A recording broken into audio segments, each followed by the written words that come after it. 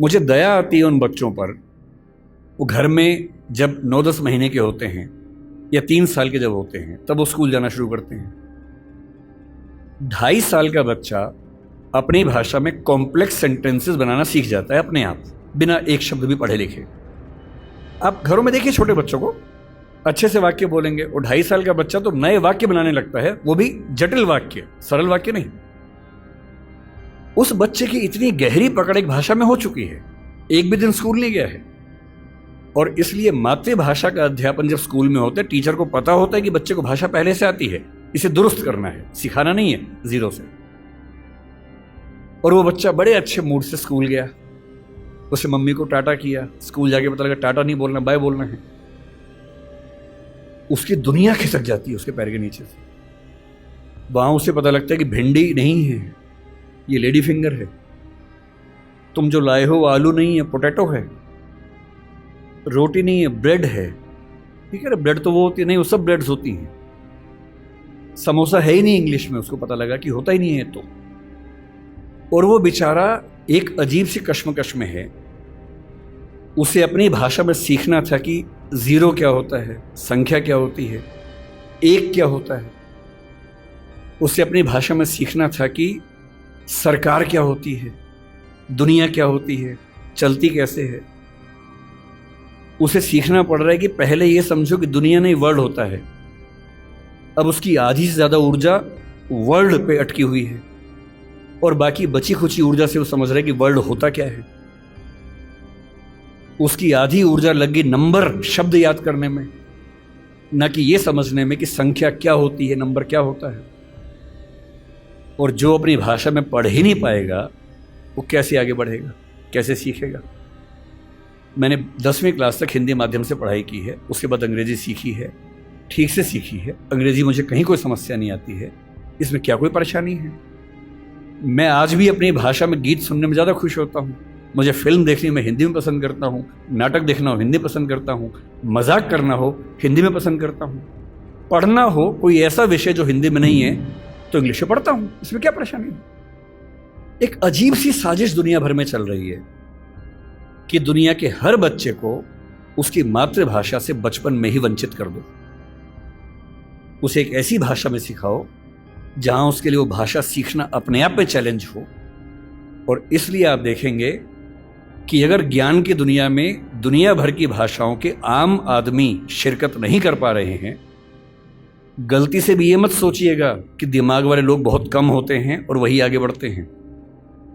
दिमाग वाले अधिकांश लोगों को बचपन में ही खत्म कर देने की साजिश दुनिया भर में चल रही है।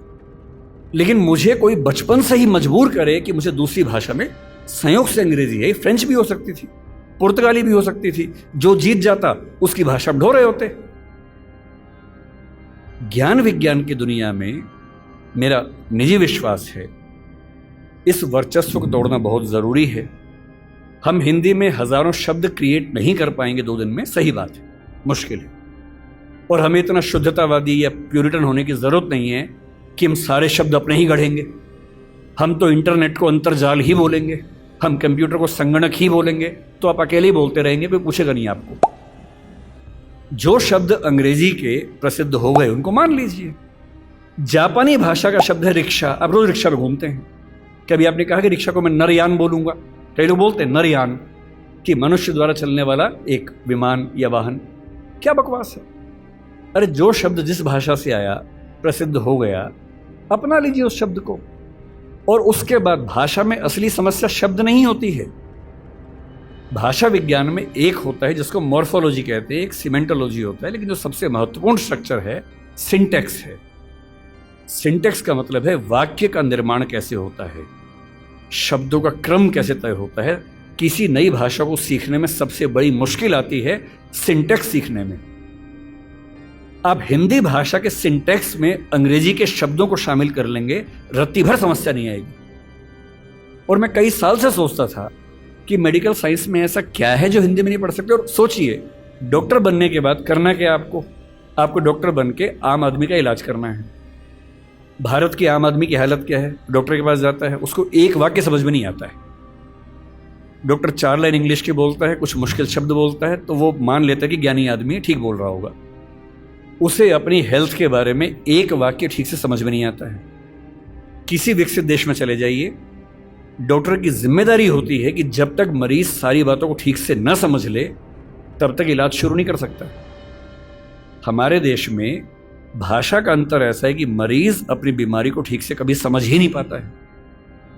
ऑपरेशन तक की सहमति ले लेते हैं अंग्रेजी बोल के। वो समझ नहीं पा रहा होता, हाँ तो हो गया, साइन कर, हाँ साइन कर दिया। उसमें क्या लिखा हुआ है कि तुम्हारा ऑपरेशन करेंगे, तुम मर भी सकते हो, मर गए तो तुम्हारी जिम्मेदारी है। कुछ पता ही नहीं उस बेचारे को। क्यों भारत का हर डॉक्टर, तमिलनाडु का डॉक्टर तमिल में क्यों ना बात करे पेशेंट के साथ, कर्नाटक का डॉक्टर कन्नड़ में बात करे, हिंदी का डॉक्टर हिंदी में बात करे, और अंग्रेजी मातृभाषा वाले जो 2,70,000 लोग हैं उनके लिए कुछ डॉक्टर इंग्लिश वाले रख लीजिए। डॉक्टर की भाषा तो समाज की भाषा होनी चाहिए। और इसलिए जिसको हम कहते हैं कि अंग्रेजी माध्यम है और हिंदी माध्यम है, कहने की बातें हैं। मैं अंग्रेजी माध्यम में बच्चों को खूब पढ़ाता हूँ, 8-8 घंटे दिन में पढ़ाता हूँ, और वहाँ भी देखता हूँ कि जैसे कोई मुश्किल कंसेप्ट आता है, जब तक अंग्रेजी में पढ़ाने के बाद हिंदी में भी ना समझा दूँ, उनके चेहरे पर 12 बजे रहते हैं।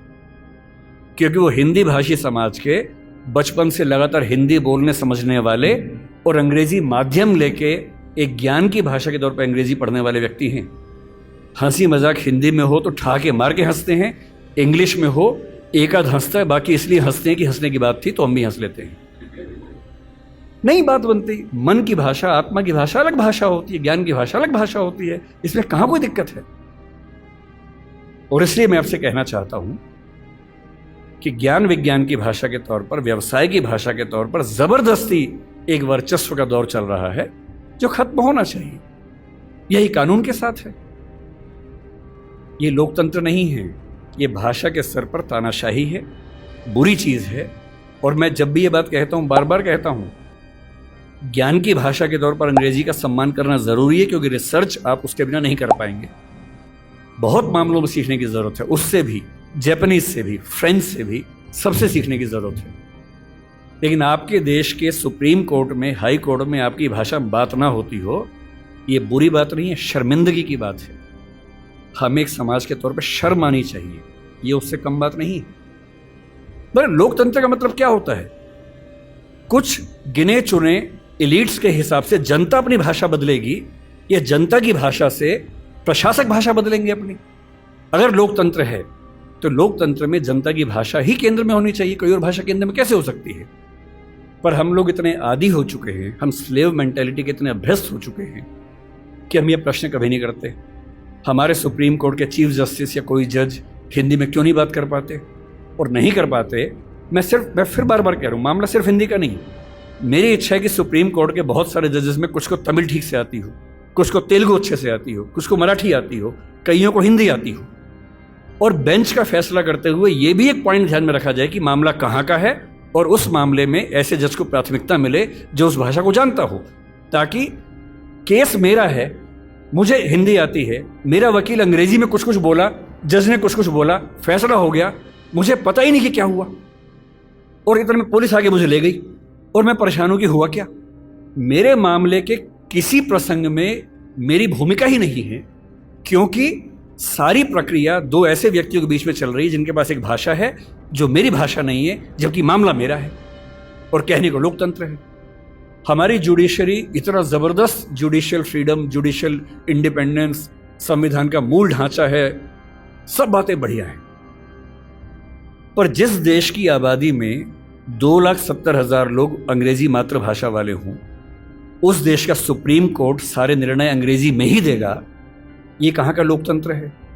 यहाँ आपका जो जुडिशियल इंडिपेंडेंस है या जुडिशियल रिस्पॉन्सिबिलिटी है, वो कहाँ चली जाती है उस समय? आपके सुप्रीम कोर्ट में मधु लिमये नाम के व्यक्ति जिद करते हैं कि मैं हिंदी में अपनी बात रखूंगा, आप उनको परमिशन देने के बाद नकार देते हैं कि हमसे गलती हो गई, ऐसा नहीं कर सकते हैं। मेरे देश में, मेरे सुप्रीम कोर्ट में अपनी भाषा में आप बोल भी नहीं सकते।